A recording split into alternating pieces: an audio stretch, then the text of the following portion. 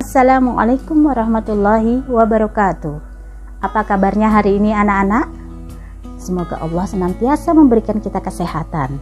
Tetap semangat belajar di rumah walaupun kita belum bisa tatap muka di sekolah. Anak-anak yang soleh dan solehah, Ustazah Agus ingin mengajak anak-anak untuk belajar pendidikan al-Islam dengan materi surat-surat pilihan. Nah, di sini agenda hari ini kita akan mempelajari makna atau isi kandungan yang terdapat dalam surah An-Nazi'at. Anak-anak, sebelum belajar, selalu Ustazah ingatkan untuk selalu membaca basmalah dan berdoa agar dimudahkan dalam menuntut ilmu dan menerima pelajaran. Anak-anak sekalian, tujuan pembelajaran pada hari ini, anak-anak diharapkan mampu untuk mengartikan atau menerjemahkan surah An-Nazi'at. Kemudian, anak-anak mampu memahami isi kandungan surah An-Nazi'at. Lalu, anak-anak mampu melafalkan surah An-Nazi'at dengan makhraj yang benar. Setelah itu baru menunjukkan hafalan surah An-Nazi'at dengan benar. Nah, anak-anak, pada kelas yang lalu kalian sudah menghafalkan surah An-Nazi'at dan sudah menyetorkan kepada ustadz atau ustazahnya ya. Nah, untuk itu kita akan kembali mengulang surah An-Nazi'at, menghafal kembali, dan ustazah akan meminta anak-anak kembali untuk menunjukkan hafalan surah An-Nazi'atnya. Anak-anak boleh silahkan membuka di buku paket, ada bacaan Quran surat An-Nazi'at itu di halaman 86 sampai 90.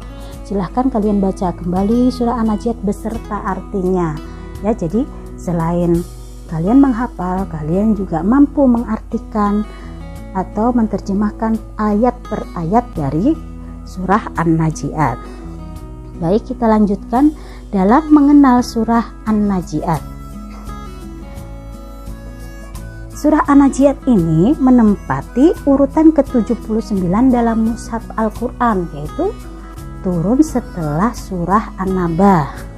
Dan surat An-Nazi'at terdiri dari 46 ayat dan tergolong dalam surat Makkiyah, yaitu surat-surat yang diturunkan di kota Mekah. Kata An-Nazi'at itu sendiri diambil dari ayat yang pertama dari surat ini yang bunyinya A'udzu billahi minasyaitonir rajim. Bismillahirrahmanirrahim. Wan nazi'ati gharqa. Yang artinya, demi malaikat-malaikat yang mencabut nyawa dengan keras. Nah, jadi kata An-Nazi'at itu tadi artinya malaikat-malaikat yang mencabut. Isi kandungan di dalam surah An-Nazi'at ada beberapa, yaitu dalam ayat 1 sampai 5 terdapat sumpah Allah Subhanahu wa taala, di mana Allah bersumpah dengan beberapa tugas dan sifat dari malaikat. Jadi ada malaikat yang bertugas mencabut nyawa, ada yang malaikat yang turun dari langit dengan cepat dan mendahului dengan kencang, dan malaikat yang mengatur segala urusan kebutuhan hidup manusia. Nah, dengan kekuasaan Allah menciptakan malaikat yang memiliki berbagai tugas itu, hendaknya menjadikan kita semakin takut dan tunduk kepada Allah Subhanahu wa taala. Dengan demikian, maka malaikat yang akan mencabut nyawa kita yaitu adalah malaikat yang lemah lembut. Nah, sebaliknya, apabila kita ingkar kepada Allah, maka malaikat akan mencabut nyawa kita dengan sangat keras, seperti pada ayat pertama dari surah An-Nazi'at tadi, mencabut nyawa dengan keras dan sangat menyakitkan.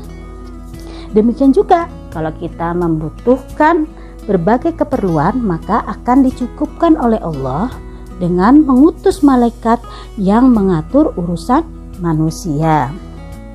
Selanjutnya dalam ayat 6-14, di sini Allah menegaskan dengan bersumpah dengan sumpahnya bahwa hari kiamat pasti terjadi.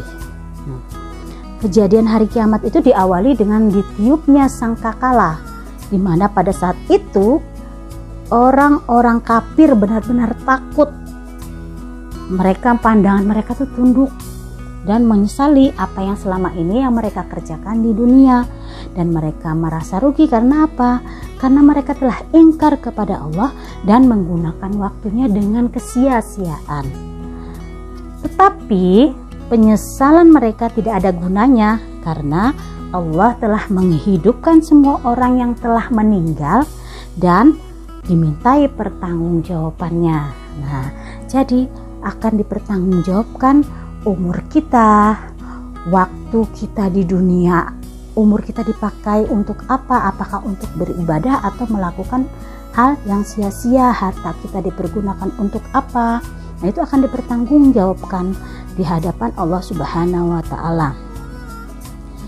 Isi kandungan berikutnya yaitu ayat 15-26 berisi kisah Nabi Musa alaihissalam saat menghadapi Fir'aun. Nah, ayat ini sebetulnya merupakan ayat menghibur agar Rasulullah tidak sedih saat menghadapi orang-orang kafir Mekah yang tidak beriman dan mendustakan Rasulullah Shallallahu Alaihi Wasallam.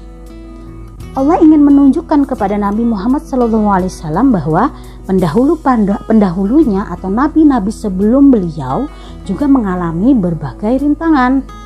Bahkan yang dihadapi Nabi Musa sampai berani mengaku sebagai Tuhan, yaitu Fir'aun. Dia mengaku sebagai Tuhan. Nah, itu bukanlah lawan yang biasa-biasa saja, ya. Dan ayat ini juga menjadi pelajaran bagi kita bahwa saat menyebarkan dan mengajarkan kebaikan, kadang-kadang ada yang tidak suka dan tidak mau mengikuti. Nah, maka sikap terbaiknya adalah sikap kita, ya, sebaiknya yaitu tetap sabar dan memohon pertolongan kepada Allah. Isi kandungan selanjutnya yaitu ayat 27-33. Di sini Allah Subhanahu wa taala menunjukkan bukti-bukti kekuasaannya. Nah, apa saja bukti-bukti yang ditampakkan oleh Allah kekuasaannya?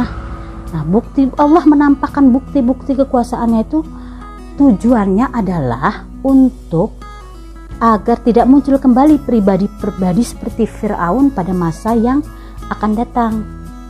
Jadi dalam ayat ini Allah menyatakan dengan tegas berbagai kekuasaannya, yaitu Allah telah menciptakan langit dan meninggikannya tanpa tiang. Jadi tidak ada tiang di langit, ya.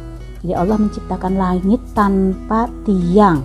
Kemudian mendatangkan siang dan malam silih berganti. Terus menghamparkan bumi, menegakkan gunung-gunung, memancarkan air, serta menumbuhkan berbagai macam tumbuhan. Nah, itu baru sebagian dari tanda-tanda atau bukti-bukti kekuasaan Allah.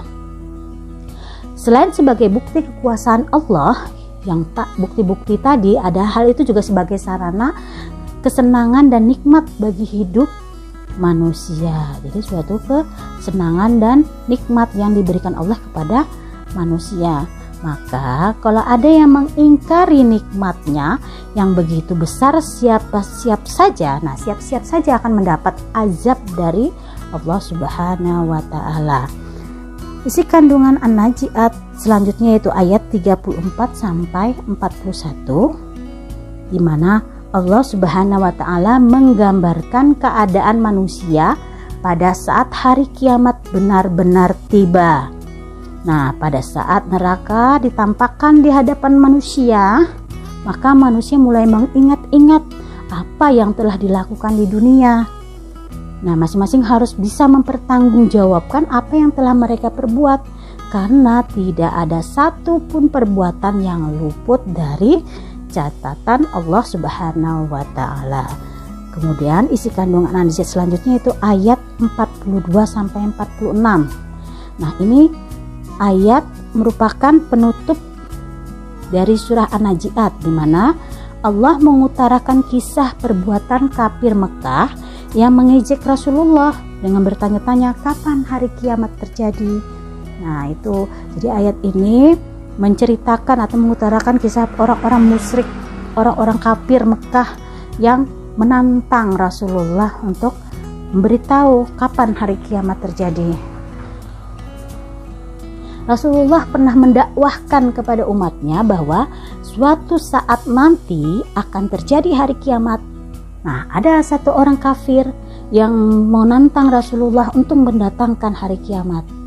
Maka kemudian Allah mengajarkan kepada Rasulullah agar menjawabnya bahwa kiamat merupakan kewenangan Allah, sedangkan Nabi hanya menyampaikan atau memberikan peringatan saja kepada manusia. Dalam surat An-Nazi'at ini, seperti dalam ayat 34-41 tadi, Allah menggolongkan manusia menjadi dua.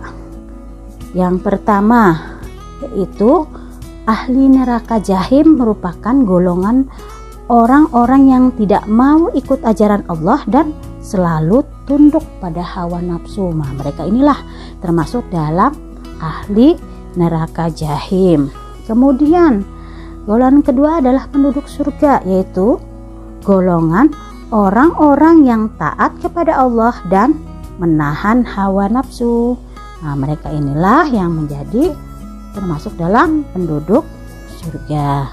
Baik anak-anak, tadi kita sudah membahas tentang isi kandungan atau makna yang terdapat di dalam surah An-Nazi'at. Untuk selanjutnya, tugas individu, hafalkan kembali surah An-Nazi'at, kemudian buat dalam berupa video atau voice note dan kirim ke WA Ustazah atau ke Telegram. Nah, anak-anak, sampai di sini dulu. Wassalamualaikum warahmatullahi wabarakatuh.